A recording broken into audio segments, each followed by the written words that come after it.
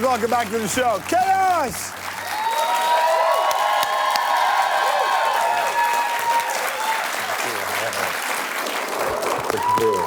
All right, man. Good. Welcome back. First time I ever interviewed you, when I worked at Much Music, which is this TV channel that used to play music. The first time that I ever interviewed you, you told me you think this is your last record. Right. And that was 11 years ago. It's incredible, the journey you've been on. Yeah, I mean, I think that, what can I say about that? I would never held you to it. It's just where it speaks to how one grows and how one changes, right? Yeah, I think that, I mean, you spend your whole life wanting to be in the music industry, and then you get in there, and it's never what you think. And that was my first reaction, but yeah, for sure. I mean, that first interview was crazy, because I was like, I'm done, but it was just the beginning. Right. It's almost like if people, everything in life, if people told you all the things you had to do to get to the next point before you knew it, you might not even get to the next point. Right. You might not even try, right? You might not even try. You know, this year marks the 10th anniversary of your first platinum record, Joyful Rebellion, and this one is a really nice one. You've got a lot of great people working on it, which I want to talk about, but it's a 2-year process. For sure. What's it like for you to spend 2 years making a record? It's crazy because I feel like in hip-hop, rap has become a game where it's like everyone talks about it. It's the game, I got game, I got swag, Jimmy Swaggart, or whatever people want to say. And I feel like people once, it's like, you know, in Lord of the Rings where the Gollum gets the ring and he doesn't want to give it up. Yeah, yeah. People don't like giving up that #1 spot. It's like, I'm selling a lot of records, all the girls like me, my clothes are amazing, and I'm not giving that up. But I feel like a true artist becomes that because no girls like him, because you're riding the bus, because you have no clothes, because you have 2 pairs of pants, and the girl you really like won't return your phone call. Right. Is why you're an artist and you're trying to. So it's like, I think 2 years kind of put me back to that person. But it's interesting though, so if that's the venue where most hip hop that gets any coverage lives, that's the venue, do you feel like you just don't belong? I mean, I feel that very much, and we talk about this a lot. That comes from me, like, growing up in Whitby, Ontario, and, like, outside of the city, and being, like, one of the only ethnic people at a, like, you know, party, and realizing, like, you know, I can't lie about where I've come from, you know what I mean? I feel like there's a lot, I think Canadians, most Black Canadians and a lot of ethnic Canadians were the first generation of our people living in Canada. Yeah. So, for us, it's like, I'm more of the guy who's like, okay, it's cool that I'm from Trinidad, and it's cool that New York is an hour away, but where does Neil Young come into my life? Where does Joni Mitchell come into my life? Yeah. And I feel like a lot of Black people deny that. They're like, we're this and we're that, but at the same time, it's like, you need to actually accept Neil Young into your life. You know what I'm saying? And you will find that if you go in and you delve into his music, that it is a gospel, as much as Al Green is, and as much as everyone else is. But as history has shown, you know, maybe it's why white people run the world, they're very quick at like, Black music's amazing, let's take it and make it our own. You know, and they flip it all the time. It's like, they flip the script. But, you know, Black people aren't the best at taking other musics and making their own. Maybe through sampling and hip-hop, but I find, like, I always say Black people need to get in touch with their inner white person. Well, well this is something that, you know... Obama did it, and he's president.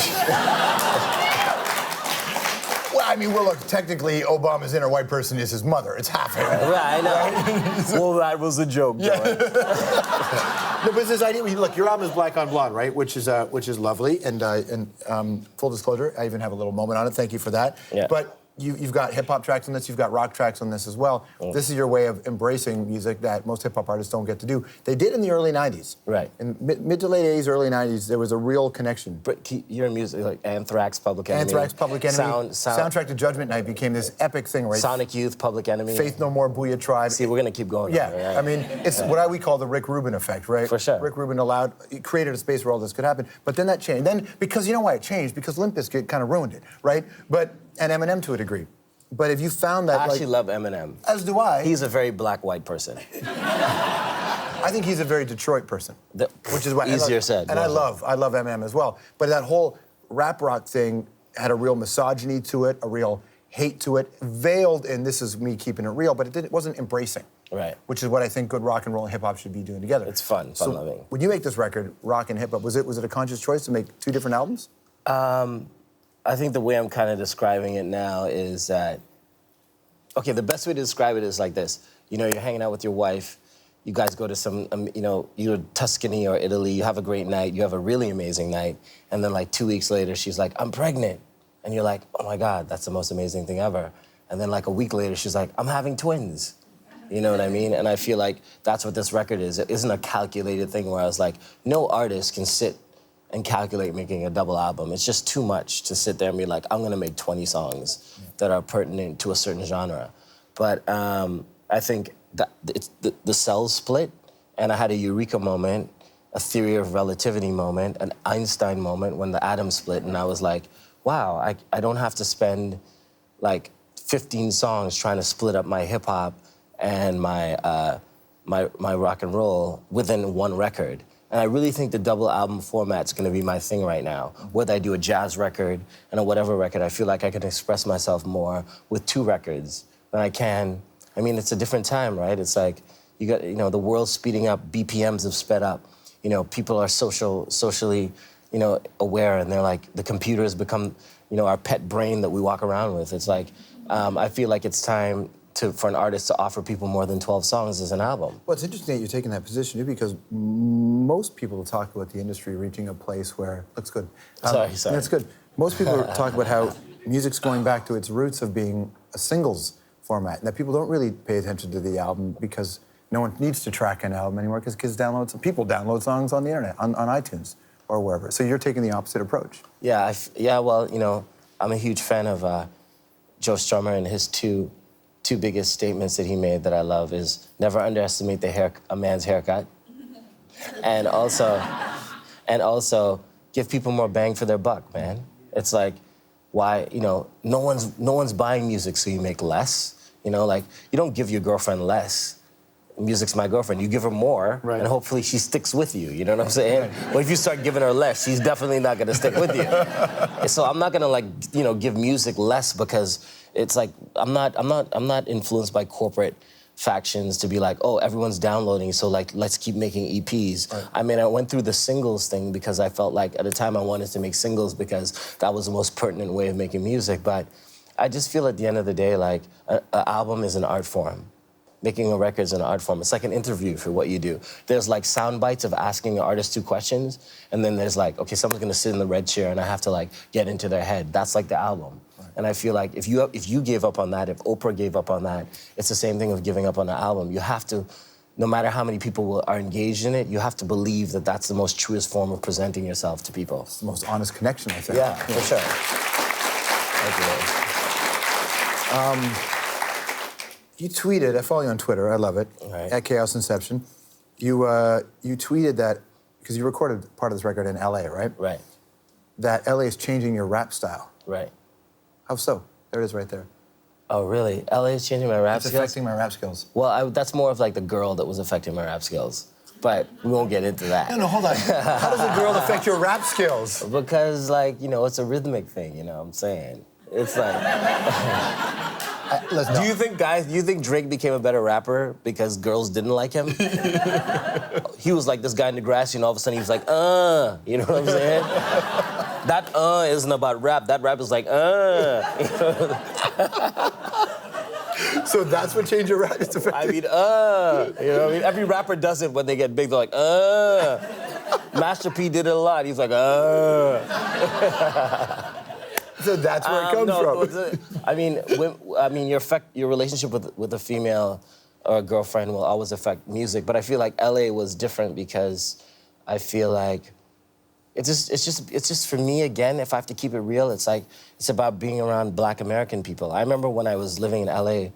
I mean, in New York for a while, I had fear because I was like, you know, your pants get a little bit looser. You're like, you know what I'm saying? Like everything, you just start getting influenced, and you're like, yo, and you're like, the Bronx is really near you, and the next thing you know, you're saying things and putting things in a different way. It's very much an influence, you know, and I feel like LA has that. LA is the home of Dr. Dre and Snoop. Right. So if you're not affected by hanging out there and walking the blocks of LA, it's a very desolate place too. Mm-hmm. You know, everyone talks about LA being this like, you know, glitz and glamour place, but if you're on Sunset Boulevard at like some odd 10 a.m., it's very barren. Mm-hmm. and raw, and I feel like that starts to affect you. So it was a good thing. And also Laurel Canyon, where I made the record, you made it at Hayden Christensen's house that wasn't lived in?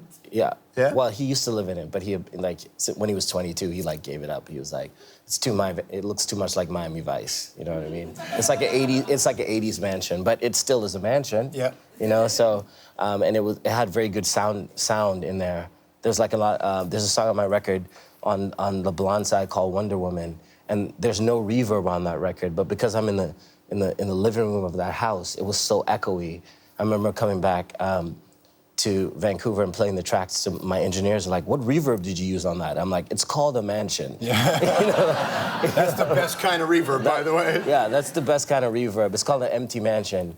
And then there was an aspect of kind of like being in North Hollywood, because I was dating a girl that lived there at the time, and driving back and forth and like kind of going, like being this lonely person in this mansion, even though it wasn't mine. Mm-hmm. I got to live vicariously through that. I think LA's a very lonely place. I mean, not to keep it too negative, but I find LA, for what it is on camera and television, if as a person just trying to deal with LA, I remember my girlfriend at the time, she was like, you need to rent a car right now, because you need to like get to your transportation. Yeah. And I was like, I'll just walk everywhere. She's like, are you dumb? This is LA. And then like, it's cool, I'll just enjoy the city. Like 1 week after walking, I was like, I'm renting a car. Yeah. You know what I mean? So it's like, it's very much like somewhere that it's expansive and it's huge. And you know, a lot of people go to LA and they try to make moves. That's not really me. I more went there to sort of like suck up the LA atmosphere. And I feel like a song like The Dog Is Mine, there's no way that song would have sounded the way it does or have that kind of aggressiveness if I didn't live in LA. That's very much Guns N' Roses and like the punk scene in LA in the 80s, like that kind of tough. I'm not really a tough guy, but that video is like a tough song because I was channeling LA a lot. So I'm really grateful for like my experience there. I want to make another connection to you, and this goes to, I suppose, upstate New York and hockey, if you can imagine. McKechnie he's got a breakaway, going down alone. Right into the post, it scores!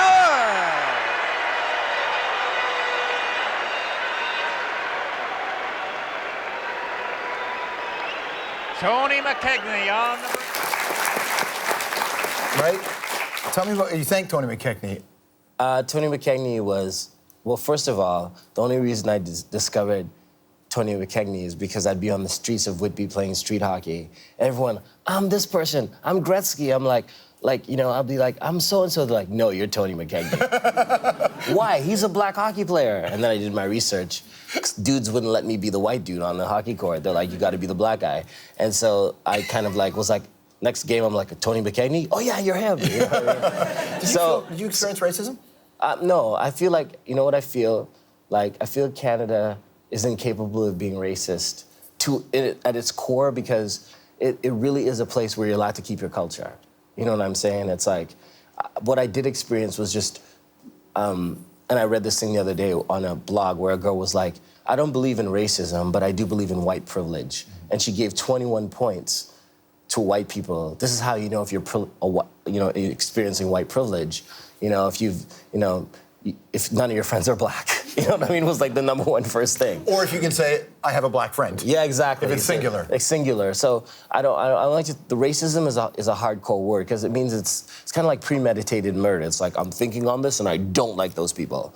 I don't think anyone in Canada, a lot of my friends that I've experienced, I think people, they misjudge things. For instance, it's like, you know, one time I was like, at the time when I was growing up, the big club government was RPM. RPM used to be the government before. I was like telling my friends from Whitby, like, yo, let's drive into Toronto and go to RPM. There's like cool house music. They're like, yeah, but there's gonna be a whole bunch of black people there. I'm like, and? Well, we'll be the only white people. I'm like, well, I'm the only black person all the time. They're like, oh yeah. You know, like, they don't really think about it. Right. And I think it's not racism, it's just, you don't really get to, until you're faced with it, you're not really like, oh wow, like that would be a weird situation for us to go to this club in Toronto and be the only white people there. Right. But I live my life like that day to day. So I got to be a voyeur. In my case, I handle it, I think, with a lot of like, you know, curiosity, but I feel like, you know, my dad was a huge influence to me. I'd be like, it's racist in Canada. He's like, you want to go back to Africa? No. He's like, this is the best thing that could have happened to black people. You know? And my dad would always be like that. I'd watch like a Farrakhan tape and get all amped up. I'm like, Dad, you need to watch this Farrakhan tape with me. He's killing it. He's dropping so much science. It's amazing. I was like watching my dad. I'm like, so what do you think? He's like, this is what you call religious entertainment. Really?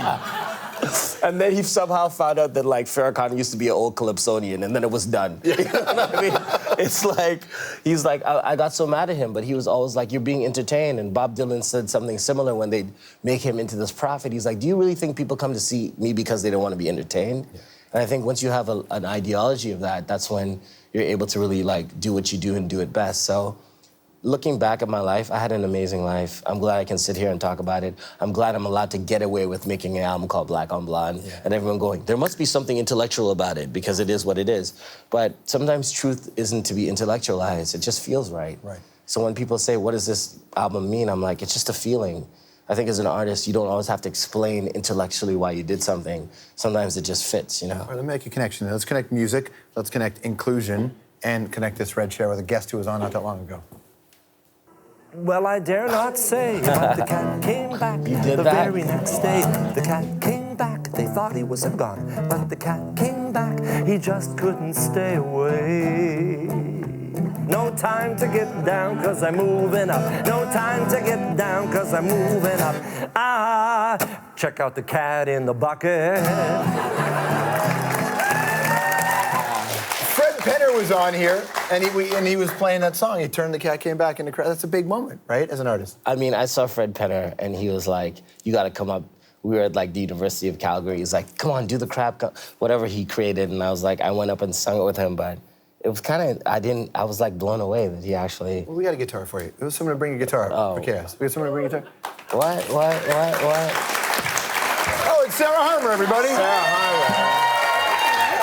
Thank you.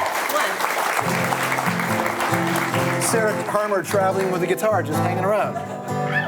Is that your boyfriend, Sarah? Yeah. I liked Sarah Harmer for a long time. I used to text her all the time, like, what's up, girl? No response. He's handsome. At least he has a beard. I feel like I relate to him. I just love that you do that. Am I supposed to perform now? What? Do you know the Fred Penner? Did you do that with him? I don't remember. Listen, everybody in the world, I don't even remember what the chords for Crab Bucket is. I'm like music, I don't remember it, but I don't know, I could play something. Okay, well, here are the chords right here. Well, I don't know what that means. It's a feeling, isn't it? Time to get down, 'cause I'm moving up. No time to get... I can't do it. I can't do it. Black on Blonde is the record. Chaos, everybody. We'll be right back.